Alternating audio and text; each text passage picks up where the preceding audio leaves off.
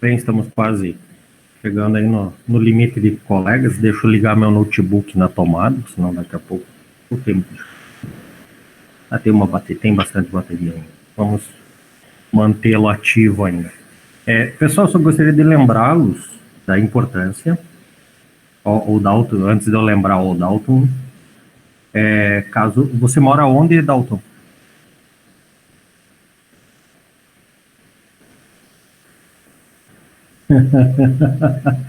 Ô, Carlos, eu não sei se preguiça e sono conta, né? Mas isso, se for por isso, eu também estou com Covid-19 e não sou baiano. O Dalton, você é da onde? Porque, pelo que eu saiba oficialmente aqui em União da Vitória, nós estamos com 7 casos curados. Até o momento, nenhum caso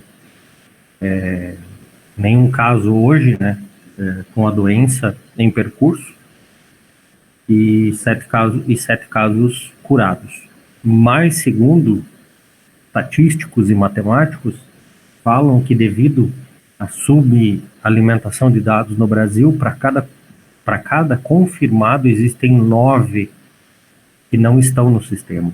Então é bem provável que o vírus esteja muito próximo, muito mais próximo do que nós, né? O Dalton, então, foi em Rio Claro. Muito bem. Então, é o primeiro caso de Rio Claro, Dalton? Muito bem. Muito bem. Então, eu só acompanho União da Vitória e Porto União. Então, se alguém tiver mais alguém de Canoinhas, Três Barras, São Mateus, São João do Triunfo, Mafra, o pessoal da região aí, Calmon, Matos Costa, o pessoal que queira pronunciar-se sobre a situação aí, por favor, comentem.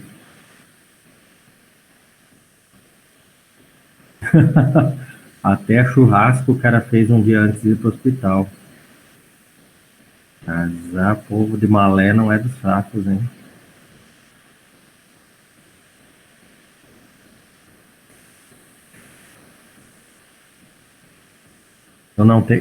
Infelizmente, eu não conheço ainda a pungente cidade de Malé, mas espero muito em breve conhecer. Nunca fui na festa do Kiwi, mas um dia irei com muita satisfação conhecer a terra.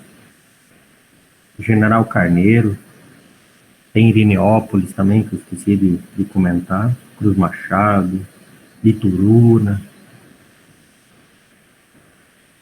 Muito bem, que bom, Ingrid. Então, cidade pequena, geralmente a disseminação é maior ou o controle é mais prático, né?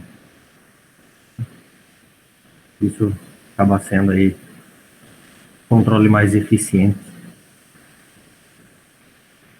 Muito bem, pessoal, vamos à nossa aula de hoje, então, dando continuidade à ideia da gestão estratégica. A parte da análise SWOT, nós vamos ver na próxima aula. Então, hoje, contando com hoje, nós temos ainda 4 aulas até o final do bimestre, porque a partir da primeira semana de junho, então nós teremos o encerramento do bimestre, com o início das provas. Então, as nossas próximas, essa aula e a aula da semana que vem serão teóricas. As 2 próximas aulas serão nosso trabalho bimestral, pois nós entramos no período de semana de provas. Então, aqui hoje, nós vamos na nossa terceira aula sobre gestão estratégica. Então, caso alguém tenha algum comentário, alguma pergunta, quem tem áudio pode fazer por áudio, por favor. Quem não tem áudio, se quiser comentar no fórum, depois comentar através do chat. Lembrando que é muito importante a conexão de vocês no chat para que vocês possam... a chamada, né, o controle de presenças eu realizo através das conexões do chat. É muito importante, então, que vocês estejam ali conectados, certo? Pessoal, dentro do ambiente estratégico, então veja o seguinte: o homem sensato adapta-se ao mundo, O insensato insiste em adaptar o mundo a si próprio, por isso todo progresso depende do homem insensato. Existe também uma frase que não são as respostas que movem o mundo, e sim as perguntas, que a partir do momento que você tem uma resposta, aquele problema está solucionado. Então, o que move, na verdade, as mudanças, o que move as empresas, o que faz a necessidade do ambiente estratégico são os problemas. Então, a solução, ela finda aquele problema e tende-se a ficar na tranquilidade, né? É só nós também, se você imaginar, enquanto você tem um trabalho para realizar, você fica incomodado. A partir do momento que você terminou esse trabalho, você entra numa zona de conforto. Por quê? Porque você terminou. Enquanto você não terminar ele, você está preocupado em coletar material, em descobrir a maneira correta. Então, é isso que faz movimentar o mundo. Então, muitas vezes dizem que não, que as pessoas... Na verdade, o termo insensato não é aquela pessoa que faz as coisas na loucura, simplesmente, não, eu quero que o mundo seja... Existe o teimoso, é um pouco diferente. Eu, como descendente de... eu tenho um pouquinho de descendência alemã e um pouquinho de descendência ucraniana. E mais um pouquinho de descendência italiana, mais um pouquinho de descendência búlgara. Então, eu sou brasileiro perfeito. E teimosia é uma coisa, certo? Então, ser teimoso e querer que as coisas funcionem a seu modo, ou querer fazer o mundo funcionar a seu modo, é um pouco diferente. Então, nós precisamos pensar o seguinte, na verdade, o termo insensatez ou insensato seria o pensar fora da casinha, ou fora da caixinha, como dizem, né? É você pensar que a coisa não é sempre do mesmo modelo, ou usar o termo que se diz tanto hoje em dia, inovação, né? O inovar, ali você tem a grande diferença nos dias atuais. Então, nós temos o quê? Nós temos uma situação atual, no caso, no ambiente estratégico. Então, a nossa situação atual hoje, que nós vivemos esse mundo pandêmico, né? Então, estamos num período de insatisfação e que faz com que nós tenhamos ideias para chegarmos a uma situação desejada. Então, sempre a estratégia, ela vem para resolver um problema que ele é de passagem. Porque nenhum problema é eterno. Isso no nosso dia a dia também. Não existem problemas eternos. Por mais complexo e complicado que seja, os problemas têm um início, um meio e um fim. Tudo depende de nós encontrarmos a solução. Tem pessoas que são incríveis na capacidade de encontrar problemas e alimentar problemas. E tem pessoas que são incríveis e determinadas em resolver problemas. Então, nós precisamos ter em mente que nenhum problema é eterno.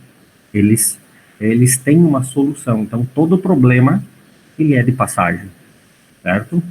Então, muito bem. Então, o modelo de gestão são definidos a partir da explicitação das diretrizes estratégicas da empresa, onde eu tenho a ideologia central da empresa, a missão, os valores que a empresa propõe, a sua visão, valores estratégicos, os vetores de progresso, e isso determina a continuidade e a mudança da empresa.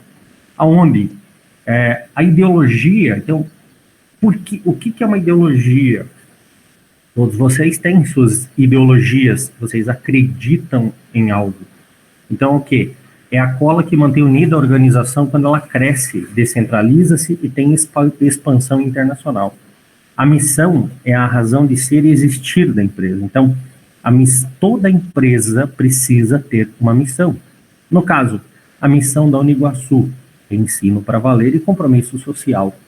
Essa é a diretriz, é o principal fator de existência da instituição. Então, essa é a missão dela, é prover ensino para valer e compromisso social. Então, toda empresa precisa ter uma missão. Por quê? Porque é linha mestra, seria o objetivo geral da empresa. Ela existe para cumprir isso. Os valores culturais, né? Então, ali você entende qual é a função da empresa na sociedade. Então, o que a empresa preza, o que ela pretende promover na sociedade. Lembrando que a gente já falou muito sobre isso, sobre a questão da importância da empresa para a sociedade, o que ela contribui para a sociedade. Então, muitas vezes, o produto ou o serviço que a empresa produz, ou faz, ou o serviço que ela promove, qual é a função disso na sociedade? Qual é a função dessa empresa na sociedade? Então, aí vem os valores culturais. Então, a missão, ela deve orientar sobre o quê? Então, o que é o negócio da empresa? No caso da Uniguaçu, vamos citar a Uniguaçu como exemplo, a função dela é a educação. Então, por isso, o ensino para valer e a questão cultural dela, o compromisso social. Então, ali entra a questão dos valores. Né? O mercado. Então, a missão tem que estar focada no seu cliente. A missão tem que estar focada no ambiente onde ela vai trabalhar, na área de abrangência dela, a sustentabilidade da empresa, o compromisso, então, com o meio ambiente, compromisso social. Nós temos que lembrar uma coisa, toda empresa, a missão da empresa, ela não pode infringir a legislação. Então, a missão da empresa, ninguém pode infringir a lei, porque a lei, ela é mandatária, a lei, ela é impositiva.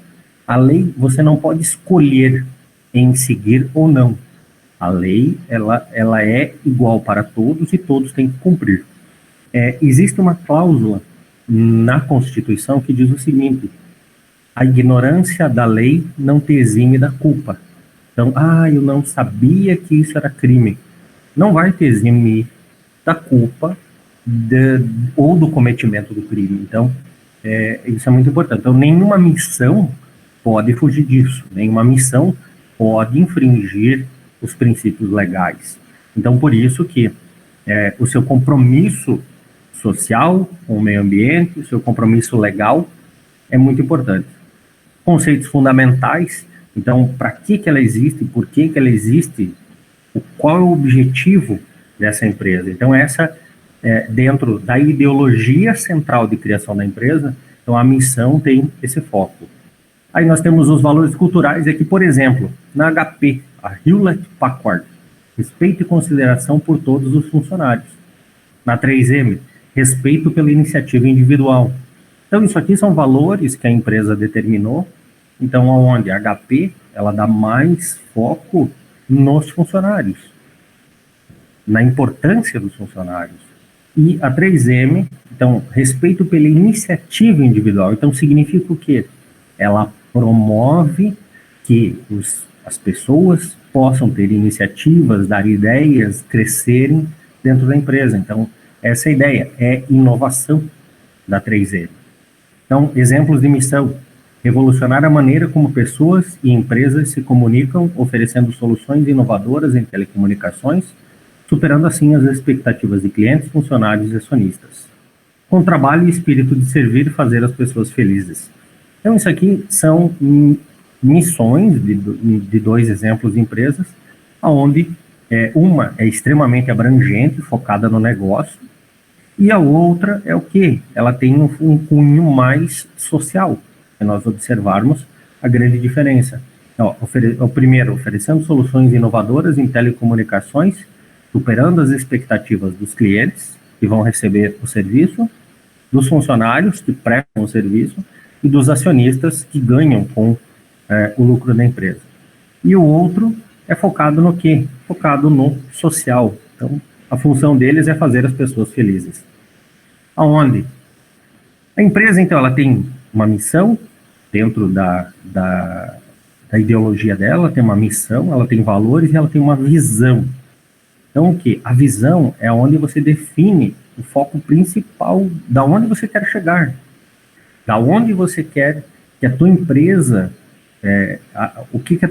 da onde que a tua empresa começa até onde a tua empresa vai chegar, né? Para que você saiba, a partir daquele momento, a minha empresa atingiu a visão, atingiu o meu objetivo principal, né? Então, vamos pegar, por exemplo, a Uniguaçu.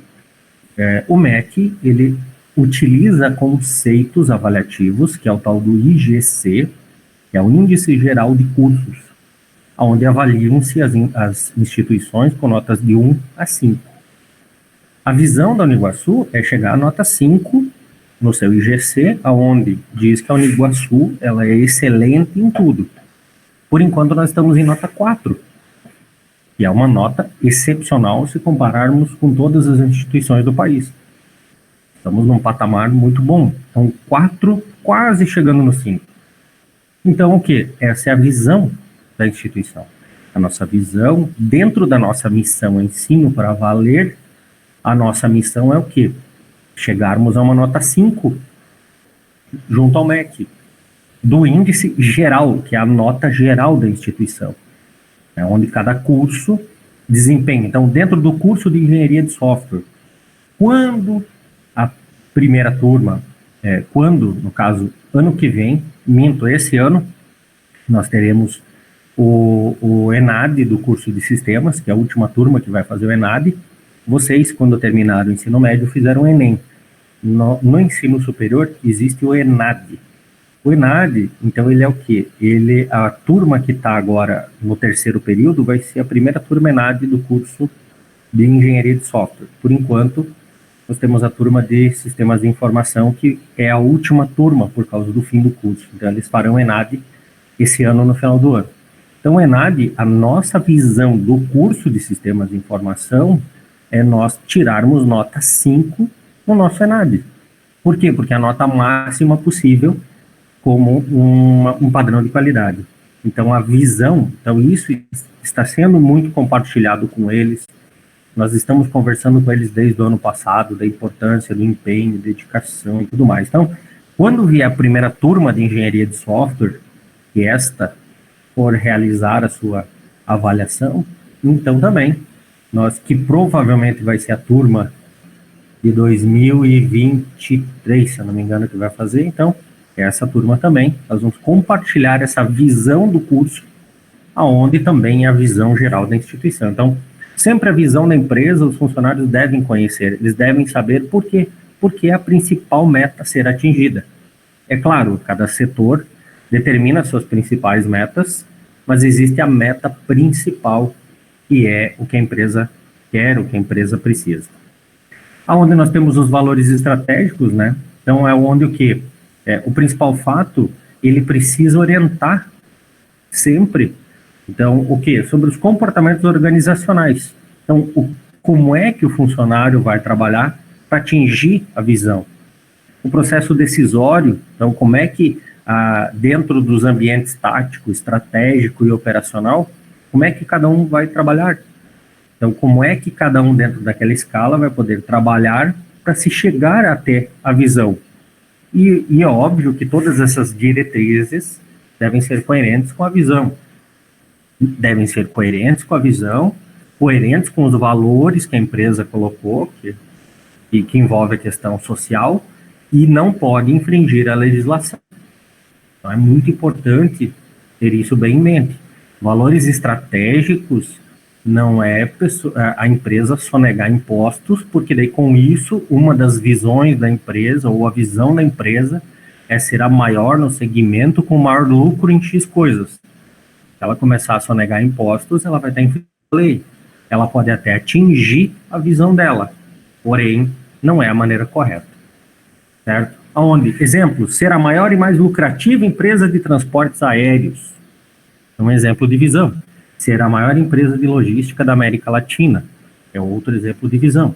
Então, vejo como ele é muito amplo. Ele é amplo e bastante... fugiu a palavra agora. E bastante ambicioso também. Por quê? Porque qual é a empresa que nasce e quer ser pequena a vida toda? Você tem que incutir na cabeça dos funcionários a ideia de que a empresa deve crescer, deve ser a maior, deve ser a melhor sempre. Sempre lembrando-se dos valores da empresa. Ser reconhecida como líder global e imbatível no setor de alimentos. Então, veja, alimentos, consumidores, clientes, empregados, comunidades, alianças e investidores. Então, veja, ser uma empresa como líder global imbatível no setor de alimentos. Então, isso uma visão extremamente ambiciosa. Porém, se você pegar hoje, se você pegar a Brasil Foods, a BRF, a fusão de Perdigão e Sadia, é uma das maiores empresas do mundo na área de alimentos. Quem diz que ela não pode ser uma líder global, certo? Se nós pegarmos hoje a Marfrig hoje é um dos maiores frigoríficos do mundo, e é nacional, é brasileiro, é maior do que a Brasil Foods. A Brasil Foods hoje, se eu não me engano, o rendimento líquido dela anual, o lucro dela anual, fica na casa dos 4 bilhões de reais. A Marfrig passa de 20. Então, ela é extremamente grande. Né? Então, aí pode ser que nós tenhamos já a líder global imbatível no setor de alimentos aqui no Brasil. Então, nós já vimos sobre a questão de missão, visão, valores, dentro das diretrizes Já falamos sobre o processo estratégico, sobre as 4 etapas. Agora, as questões das diretrizes. E agora nós vamos começar a delinear cada um destes, aonde nós vamos dar um enfoque maior a partir da próxima aula nas ferramentas estratégicas. São aquelas ferramentas que são utilizadas para se medir ou para se definir. Um deles é a análise SWOT, ou traduzindo para o Brasil a FOFA, análise FOFA, aonde nós conseguimos delinear aí as ferramentas necessárias para traçar as estratégias. Mas dentro do ambiente externo, então nós temos o quê? O ambiente externo contém várias variáveis que não são controláveis, certo?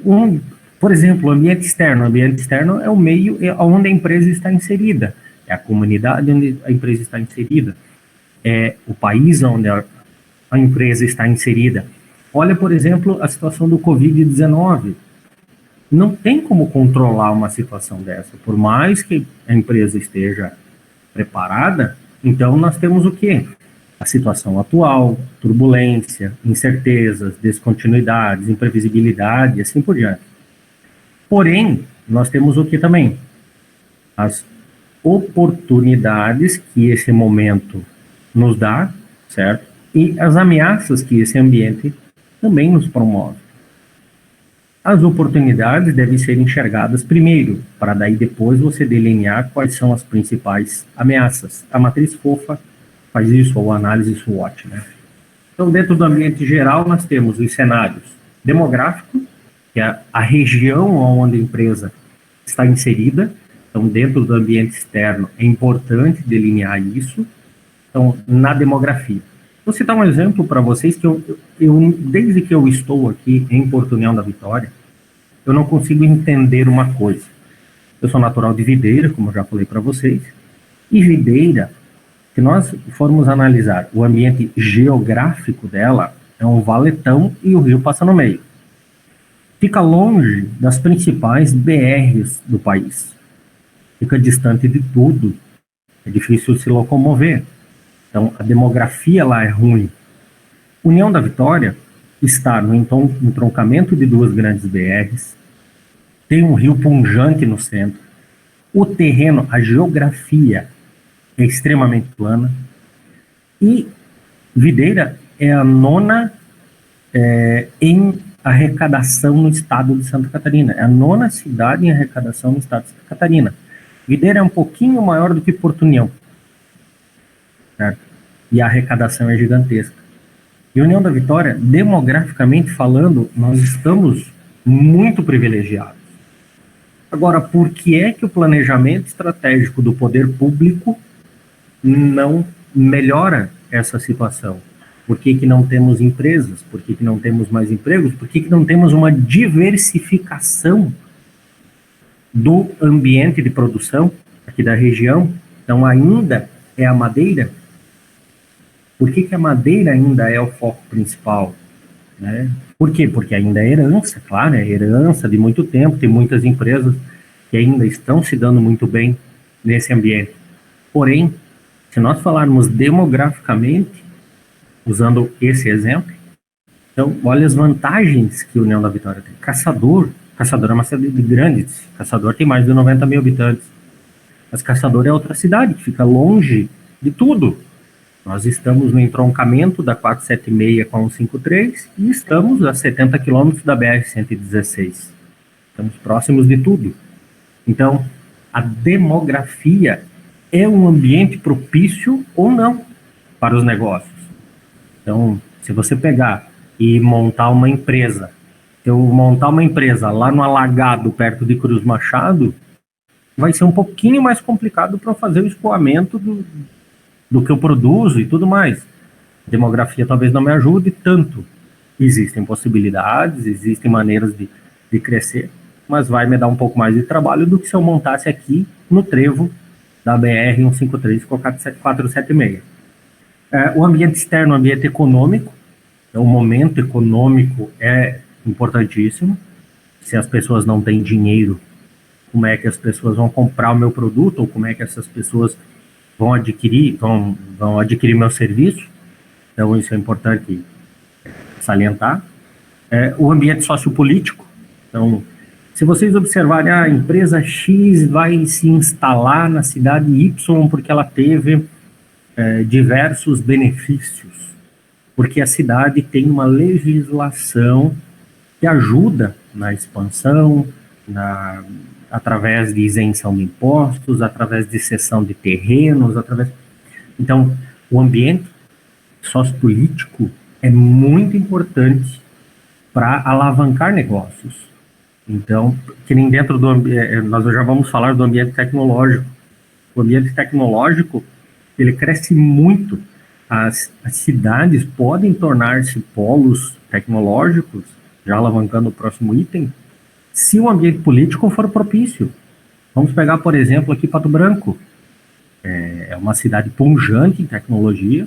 Eu acho assim que o estado do Paraná é a cidade que mais tem reflexos e é mais conhecida como uma cidade tecnológica.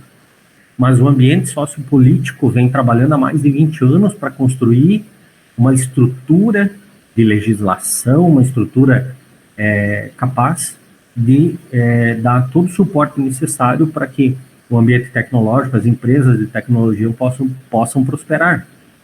Nós pegarmos em Santa Catarina, essa cultura já é um pouco mais distribuída. Nós temos Joinville, nós temos Blumenau, nós temos Florianópolis, como grandes centros tecnológicos. Então, por quê? Porque o ambiente sociopolítico permitiu isso. Então, ele deu as condições necessárias para que as empresas pudessem prosperar. Então, a questão tecnológica ajuda muito também nessa questão do ambiente externo. Então, eu tenho a estrutura necessária tecnológica para que a minha empresa cresça, ou para implantar a minha empresa, lembrando que tecnologia não é só internet, não é só computadores, mas sim também a questão de maquinário, acesso a maquinário eficiente, acesso a controles adequados, isso tudo, então, envolve meu ambiente externo, meu ambiente, então, que geram todas as influências para a minha empresa, né? Então, aqui, o quê? É isso o que nós iríamos comentar na nossa aula de hoje, certo? Não vou me delongar muito mais. Então, na próxima aula nós entraremos na parte onde nós falaremos sobre, aqui dentro do ambiente das ferramentas, nós vamos falar um pouquinho, dar uma relevância ao ambiente interno, e depois nós passaremos às ferramentas estratégicas, para que nós possamos construir nosso trabalho bimestral e a partir dali nós depois nos prepararmos para a nossa prova bimestral. Tá ok? Alguém gostaria de fazer alguma pergunta, fazer alguma colocação?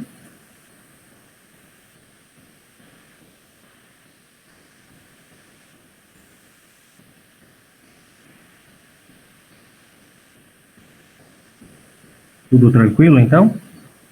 Pessoal, então não se esqueçam de, se alguém tiver mais alguma dúvida, eu gostaria de fazer perguntas, podem fazê-lo através do nosso chat. Então eu estou à disposição para atendê-los, tá certo? Eu acho que as nossas aulas um pouquinho mais curtas, assim como é muito conteúdo, eu acho que ela ela flui melhor e também para que vocês possam depois rever esses materiais, fica menos penoso do que trabalhar aí. Poderia hoje estar trabalhando com 30 slides, esse não é o foco. O foco é que nós possamos conversar de uma maneira aí, bem light sobre essa temática. Então, pessoal, qualquer coisa estarei disponível no chat de vocês. Lembrando, quando eu inicio a chamada, eu informo, iniciando chamada, aqueles que estiverem conectados naquele momento levam presença. Então, é importantíssimo que vocês permaneçam conectados em nosso chat. Ok? Pessoal, muito obrigado. Um grande abraço para vocês. Qualquer coisa, eu estou no chat, podem fazer perguntas.